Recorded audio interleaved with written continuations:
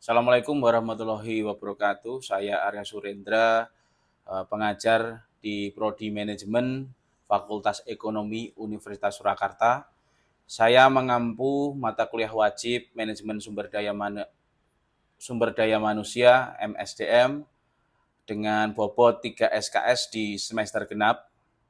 Proses perkuliahan MSDM dilakukan secara luring dengan tatap muka, ceramah, diskusi kelompok, dan studi kasus, serta melalui metode daring, dan tugas akan dikumpulkan melalui akun pribadi masing-masing mahasiswa langsung ke dosen, dan kami mempunyai juga WhatsApp group untuk diskusi lanjutan. Capaian pembelajaran mata kuliah ini mencakup 1. Memahami konsep dasar dan kerangka kerja MSDM. Yang kedua, menggunakan sistem dan aplikasi teknologi informasi untuk MSDM, HRIS. Yang ketiga, menerapkan perencanaan SDM, manajemen kinerja, dan pengembangan karir. Yang keempat adalah menganalisa masalah implementasi sistem informasi SDM. Referensi utama yang saya gunakan adalah buku dari Dassler, Human Resource Management tahun 2020, penerbit Pearson, dan juga dari Hasibuan tahun 2019, Manajemen Sumber Daya Manusia. Dengan tambahan dari Ulrich tahun 1997, Human Resource Champion dari Harvard Business Press, serta didukung oleh media-media yang lain dari video YouTube dan infografik. Teknik pengajaran saya menggunakan DIA. Nomor 1 adalah delivery, penyampaian materi dengan PowerPoint, presentasi jurnal, tugas mingguan untuk melatih kepercayaan diri mahasiswa. Yang kedua adalah interaction, adalah sesi tanya jawab di kelas dan diskusi lanjutan jika diperlukan melalui WhatsApp group. Yang ketiga adalah assessment, dari penilaian berdasarkan kontrak perkuliahan di awal semester dengan bobot tugas 25%, UTS 30%, UAS 35%, etika dan absensi 10%. Demikian penjelasan singkat saya mengenai teknik pengajaran saya. Terima kasih. Wassalamualaikum warahmatullahi wabarakatuh. Baik, assalamualaikum warahmatullahi wabarakatuh. Selamat siang, saya Arya Surendra, dosen kalian untuk mata kuliah pengantar manajemen sumber daya manusia. Jadi kita semuanya ini adalah manusia. Manusia ini untuk di manajemen adalah aset yang terbaik. Nanti di sini kita akan mempelajari proses dari apa itu manajemen sumber daya manusia, kemudian nanti juga prinsip dasar, pengertian, kemudian ruang lingkup, dan tentunya menganalisis peran strategis MSDM. Bisa di next, langsung. Oke. Kita pelajari dari definisi MSDM. Jadi ini MSDM itu ada beberapa pengertian. Oke. MSDM adalah salah satunya, definisi MSDM adalah proses merekrut, melatih, menilai serta memberi kompensasi kepada karyawan. Dan yang kedua bisa sampai di hubungan kerja, keselamatan dan keadilan. Dan SDM juga adalah serangkaian aktivitas yang dirancang untuk memaksimalkan kontribusi karyawan dalam mencapai tujuan organisasi. Seperti kalian dulu waktu mempelajari tentang dasar manajemen, ada proses yang namanya POAK, Planning, Organizing, Controlling, dan Actuating dan Controlling. MSDM ini adalah salah satu bagian dari ini. Nah, definisi menurut Dassler di tahun 2020, Oke, menurut Dassler tahun 2020 itu harusnya human resource management is the process acquiring, training, appraising, and compensating employees and attending to their labor relation, health and safety, and fairness concern. Itu tadi artinya yang di depan tadi itu. Kemudian dari Hasibuan juga menyebutkan bahwa MSDM adalah ilmu dan seni mengatur hubungan serta peranan tenaga kerja agar efektif dan efisien dalam membantu terwujudnya tujuan perusahaan. Ini adalah definisi MSDM. Kemudian karakteristik MSDM, ini mungkin kalian juga ada yang apa sih bedanya MSDM sama manajemen personalia? Jawabannya adalah beda. Bedanya adalah beda di pandangan. Di MSDM, orientasi pada manusia itu adalah sebagai aset organisasi. Yang namanya aset itu harus dirawat, harus di training. Jadi kalau manajemen personalia itu hanya sifatnya administratif saja, seperti merekrut, habis itu ngabsen, memberi kompensasi, sudah keluar. Kalau ibaratnya di olahraga itu sama kayak tarkam, Tapi kalau untuk MSDM ini beda. Kalian direkrut, diseleksi, kemudian diberikan mes, diberikan makan, diberikan pelatihan, ada tryout dan lain sebagainya. Nah, ini MSDM. Nah, sifatnya dinamis, mengikuti perubahan lingkungan, bisnis, teknologi, serta ada masih kurang satu lagi adalah aturan dari pemerintah itu sendiri. Dan ini karakteristik berikutnya adalah melibatkan fungsi strategis dan administratif secara simultan. Kalau tadi manajemen personalia itu hanya mengurusi sifatnya administratif saja, kalau di SDM ini secara simultan, semuanya juga dilaksanakan.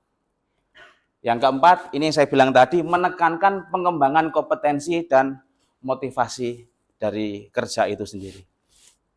Nah, tujuan dari MSDM ini bukan hanya untuk sekedar tadi saya bilang ada perbedaannya dengan personalia. Di sini adalah mendapatkan dan mempertahankan SDM yang kompeten. Jadi ini beda kayak misalkan, mohon maaf misalkan di pabrik. Di pabrik orang masuk semua jam 7 sampai katakanlah jam 14. Gajinya sama apa tidak? Sama ya. Tapi kalau MSDM ini outputnya ataupun kinerjanya yang menilai SDM ini beda-beda. Seperti di tenaga-tenaga profesional. Misalkan ada yang di sepak bola, gajinya kan beda-beda. Di voli, gajinya beda-beda. Di sini. Yang kedua adalah meningkatkan produktivitas, mengembangkan potensi karyawan, menjaga hubungan kerja yang harmonis, serta menyesuaikan SDM dengan dinamika bisnis. Jadi dinamika ini tadi yang dikatakan di slide sebelumnya adalah bersifat ini, mengikuti perubahan lingkungan bisnis dan teknologi. Jadi semuanya itu berubah. Yang pasti itu adalah perubahan di sini. Nah, ini yang tadi saya katakan. Perbedaan MSDM dan personalia secara yang tradisional. Jadi dari orientasi strategi saja sendiri ini sudah berbeda. Fokus MSDM fokusnya adalah di formulasi strategi bagaimana mengelola SDM tersebut. Kalau manajemen personalia hanya fokus pada administrasinya saja. Peran karyawan di MSDM, karyawan itu dianggap sebagai aset. Aset itu harus dikelola, aset itu harus dipelihara, aset itu harus dijaga. Kalau di personalia ini hanya sebatas cost, hanya sebatas beban saja, beban operasional di sini. Nah, pendekatannya di sini kalau MSDM proaktif, kalau personalia reaktif birokratif, terus kemudian juga keterlibatan manajer terintegrasi lintas fungsi Nah, kalau yang di personalia terbatas pada staf personalia saja. Karena apa? Ya tadi itu, absen gaji. Itu aja. Nah, alat kendalinya adalah di budaya perusahaan, nilai-nilai perusahaan, dan kompetensi dari SDM itu sendiri. Kalau manajemen personal ya hanya ada aturan. Aturannya apa? Masuk jam 7, keluar jam 14. Itu aturan. Kalau tidak masuk, ya sudah. Berarti kan melanggar aturan seperti itu. Oke, next. Nah, ini tadi MSDM versus manajemen personalia. MSDM lebih bersifat strategis dan tentang integrasi. Personalia lebih administratif dan reaktif. Ada orang bolos, baru cuman didenda. Misalkan seperti itu. Cuman diberi hukuman. Kalau MSDM lebih kenapa? Ada apa? Gitu. Nah, itu tadi yang saya sebutkan. MSDM menekankan karyawan sebagai aset. Kalau personalia itu menganggap karyawan itu hanya sebatas beban. Alias kalau di sini dalam bahasanya adalah biaya. Nah, ada 8 fungsi dasar MSDM dari perencanaan, seperti saya bilang tadi, ada POAK tadi, kalau di dasar manajemen. Ada perencanaan, ada rekrutmen, ada pelatihan, ada penilaian kinerja, ada kompensasi dan benefit, ada hubungan industrial, kesehatan, keselamatan, dan sampai di hal pemutusan hubungan kerja. Nah, di sini bisa kalian baca sendiri di sini. Perencanaan memprediksi kebutuhan tenaga kerja. Misalkan perusahaan ini adalah perusahaan yang sifatnya tradisional. Kemudian di era sekarang, eranya sudah era online semuanya, era digitalisasi semuanya. Apakah sebuah perusahaan itu akan bijak kalau mereka masih mempertahankan ketradisionalannya? Padahal yang lain sudah jualan di online. Menurutmu gimana, Mas? Tidak bijak? Bijak apa tidak? Berkurang. Berkurang ya. Ya. Lebih sekarang kan ke era digital. Ya. Dan cenderung generasi sekarang kan lebih ke marketplace atau. Oke, berarti semua harus beradaptasi. Nah, beradaptasi di sini. Nah, ini fungsi MSDM ini untuk memprediksi kebutuhan tenaga kerja. Rekrutmen jadi harus menarik, menyaring, memilih kandidat yang tepat untuk posisi tertentu. Kalian pasti juga bisa memahami di sini. Proses itu sudah kalian juga lakukan. Dari SD, SMP, SMA, kalian disaring nggak sih? Iya, disaring. Sama, hampir sama di sini. Pelatihan, meningkatkan keterampilan, pengetahuan, potensi karir. Kemudian pilihan kinerja, mengukur, mengevaluasi kontribusi, kompensasi dan benefit, sistem imbalan yang adil dan kompetitif. Adil itu bukan berarti sama, betul nggak? Ya kan? Masa misalkan yang pekerjaannya loadnya itu 10, gajinya sama dengan loadnya yang 5 atau 6. Itu kan tidak adil. Kalau 10 itu rata, kalau 10 dan 6 itu adil, tergantung dari kinerjanya di sini. Kemudian hubungan industrial itu adalah membangun komunikasi yang harmonis antara manajemen dan karyawan, kesehatan dan keselamatan. Nah, ini di era sekarang perusahaan atau apapun itu pemberi kerja ini harus memperhatikan tentang hal kesehatan dan keselamatan. Maka setiap karyawan itu biasanya sekarang harus ada BPJS tenaga kerja. Nah, itu yang harus kalian perhatikan di situ. Dan fungsi yang terakhir ke-8 adalah pemutusan hubungan kerja. Ini adalah suatu kepastian pemutusan hubungan kerja. Jangan dianggap PHK itu adalah kejam, bukan. PHK itu kalau misalkan sudah tidak memenuhi standar, maka bagaimanapun juga karyawan itu harus di pemutusan hubungan kerja. Bukan karena seneng. Jadi karena misalkan PHK atau pensiun. Pensiun itu termasuk PHK apa tidak? Nah, Kalau sudah memasuki usia pensiun, mau maksa kayak apapun, ya nggak bisa. Misalkan umur 58 kalau karyawan. Nah ini, oke, kita lanjut ya. Nah, perkembangan dari MSDM ini sendiri adalah memang seperti memang bersaudara dengan tadi, manajemen personalia. Di tahun 50 sampai 70 fokusnya itu administratif. Absensi, gaji, kontrak. Di tahun 80-90 pendekatannya mulai ke operasional. Bagaimana sih tidak hanya sekedar administratif, itu akhirnya ada pelatihan, kemudian hubungan kerja. Hubungan kerja ini adalah membuat si pekerja ini nyaman di tempat kerjanya. Itu seperti apa gitu. Di tahun 1990 sampai tahun 2000, SDM itu adalah sebagai mitra strategis dalam organisasi. Sehingga tahun 2000 sekarang MSDM itu sudah berbasis teknologi, data, HRIS, talent analytics, dan ada budaya inovatif.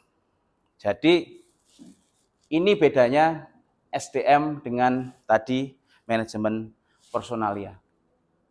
Nah, peran strategis dari MSDM itu sendiri tidak hanya sebagai manajemen manusia, namun juga arsitek strategi dari organisasi. Di dunia sekarang yang abad digital lah ini kalau sekarang, VUCA alias volatile, uncertain, complex, ambiguous. Ada yang tahu artinya volatile? Yang biasanya nulis di Instagram pakai caption Inggris itu, coba sekarang. Ayo Damar, bisa enggak? Volatil apa? Put? Oh, kok nggak tahu gimana? Volatil itu tidak stabil. Tidak stabil. Volatil, uncertain itu adalah tidak pasti, kompleks tahu kan? Dan ambigu. Di dunia yang sekarang kita nggak tahu apa sih dunia ini mau kemana. Apakah rupiah masih relevan? Mata uang itu masih relevan? Ada yang mulai dolanan Bitcoin, ada yang mulai dolanan saham itu. Nah, ini manajemen SDM itu dituntut untuk membangun budaya organisasi yang agile. Agile itu lincah. Nah, ini contohnya budaya organisasi yang agile ini adalah, saya kasih contoh satu perusahaan yang agile, adalah PT Jarum. PT Jarum seperti yang kalian tahu itu adalah produsen utama apa? Rokok. Tapi tahukah Anda PT Jarum itu juga punya bank? Apa? Nah, BCA. Terus Jarum itu juga punya pabrik makanan.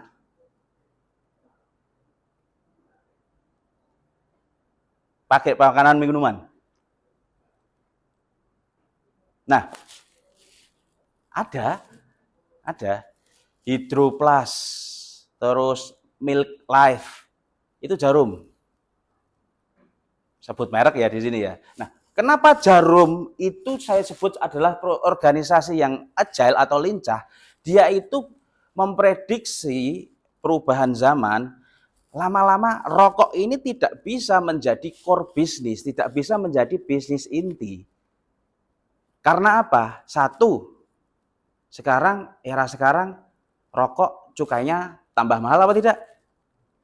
Tambah mahal. Sekarang satu bungkus berapa saya nggak tahu. Oh, nggak tahu juga. Berarti nggak ngerokok. Oh, gitu. Tapi nge-vape. Oh, nggak gitu. Nggak, karena memang ada perubahan dalam konsumsi ini. Konsumsi ini perubahan karena ada vape, ada apa namanya? Ada apa? Pot. Kamu nge-pot? Oh, enggak. Lo kok tahu? Satu. Oke, ya. Ini tadi sebagai salah satu bentuk perusahaan yang agile, perusahaan yang lincah atau perusahaan yang reaktif terhadap perubahan di sini. Merancang sistem pengembangan talenta, kemudian mendukung transformasi digital dan tata kelola kinerja, serta menyediakan data dan insight untuk pengambilan keputusan strategis. Jadi MSDM ini fungsinya transformasi digital ini berarti kan absen itu kan mulai pakai online. Unsa akan mulai pakai online. Iya, amin. Dan menyediakan data dan insight untuk pengambilan keputusan strategis. Maksudnya begini, ini kalau contoh kecilnya saja, ini dari absensi.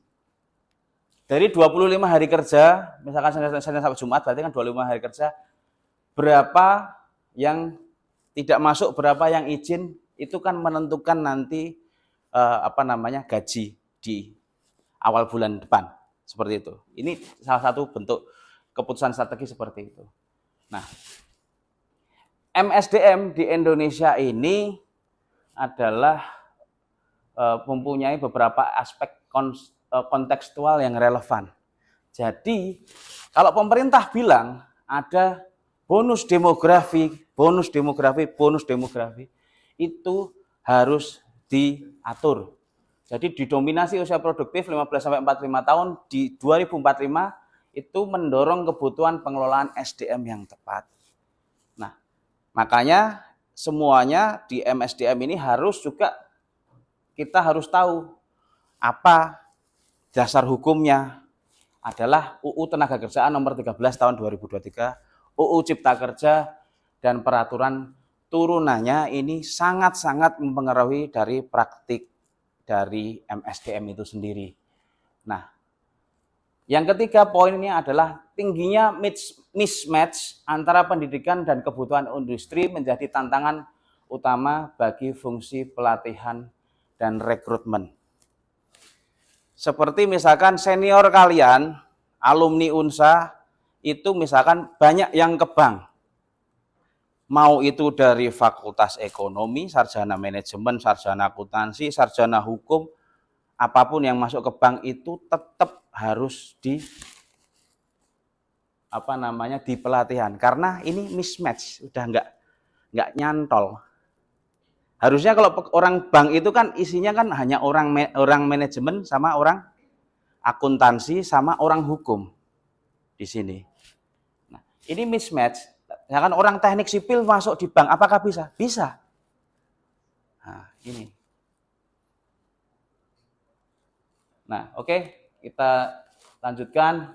Nah, untuk kalian, ini sebelum kita tutup, studi kasus, situasinya di perusahaan X ini mengalami turnover tinggi selama 12 bulan terakhir. Turnover itu berarti banyak yang keluar. Banyak karyawan keluar karena merasa tidak berkembang atau tidak cocok dengan budaya kerja. Kita diskusikan, saya beri waktu 3 menit. Pertanyaan diskusi, fungsi MSDM mana yang tampaknya lemah dalam kasus ini? Yang kedua, apa peran strategis MSDM dalam menurunkan turnover? Jika Anda seorang human resource manager, tindakan apa yang akan Anda ambil? Saya kasih waktu 3 menit.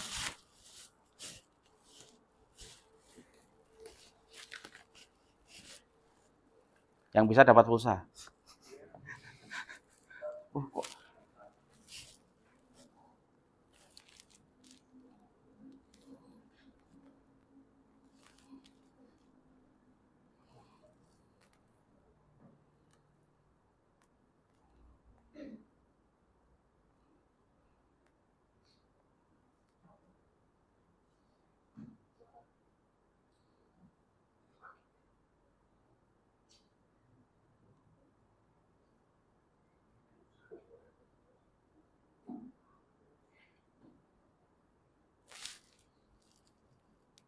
Oke, lanjut ya. Oke, satu yang kita diskusikan nomor satu aja tuh. Ini kira-kira kalau misalkan banyak yang keluar karena tidak berkembang dan tidak cocok dengan budaya kerja, ini fungsinya mana yang nampaknya lemah dalam kasus ini? Fungsinya tadi kan di sini.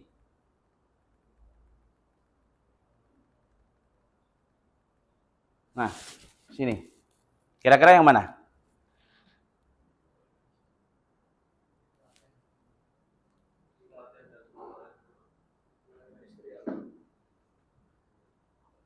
Di? Kenapa? Di hubungan industrial kenapa? Alasannya? Jadi berarti ada distorsi komunikasi antara karyawan dengan manajemen. Ada yang punya pendapat lain? Apa? Oke, kenapa?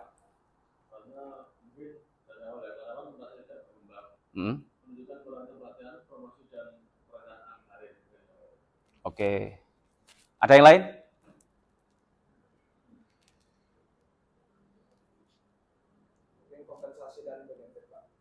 Kompensasi dan benefit.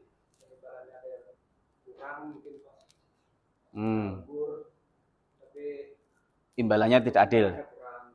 Kurang apa tidak adil? Bisa jadi kurang, bisa jadi tidak adil. Nah, oke. Betulnya yang kalian tiga tadi yang menyampaikan pendapat ini benar semua. Benar semua. Karena ini nanti yang kita analisis di sini.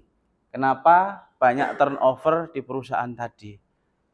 Kan bisa dari di sini saya itu sudah lama misalkan tadi di pelatihan dan pengembangan seperti Yoga tadi bilang. Nah, saya sudah lama di sini, saya kok tidak pernah diajak workshop, saya kok tidak pernah tidak pernah di training. Sedangkan ada karyawan baru kok di training. Nah, misalkan seperti itu bisa di situ. Kemudian di kompensasi dan benefit itu tadi, ini bisa, namun tidak setinggi di hubungan industrial tadi. Karena kompensasi ini dengan hubungan industrial seperti biasanya kalau sama kalian lah, kalau sudah nyaman dengan seseorang itu kan mau pergi kan ya agak susah. Kan itu. Tapi kalau nyamannya pergi ya sukanya pergi-pergi. Ya, jadi itu adalah studi kasusnya. Jadi sebelum saya tutup kuliah kita kali ini, penutup dan refleksinya adalah yang pertama, MSDM adalah bagian integral dari manajemen modern dan itu sangat mempengaruhi dari daya saing dari organisasi. Manusia itu bukan hanya sekedar sumber daya, bukan yang gampang dibuang lah ibaratnya seperti itu, tapi adalah sumber keunggulan jika bisa di-manage dengan baik. Dan nanti Anda perlu memahami fungsi-fungsi MSDM sebagai bekal praktik kalian nanti kepemimpinan di masa depan. Nah, ada pertanyaan refleksi, apa yang membedakan MSDM dengan manajemen biasa? Apakah perusahaan tanpa departemen SDM masih bisa berkembang? Dan bagaimana Anda menilai peran HRD di organisasi tempat Anda pernah terlibat? Ini nanti dibuat tugas untuk kalian semuanya. Oke, baik, kuliah kali ini saya akhiri. Terima kasih. Sampai ketemu lagi. Wassalamualaikum warahmatullahi wabarakatuh. Cukup, tepuk tangan saya.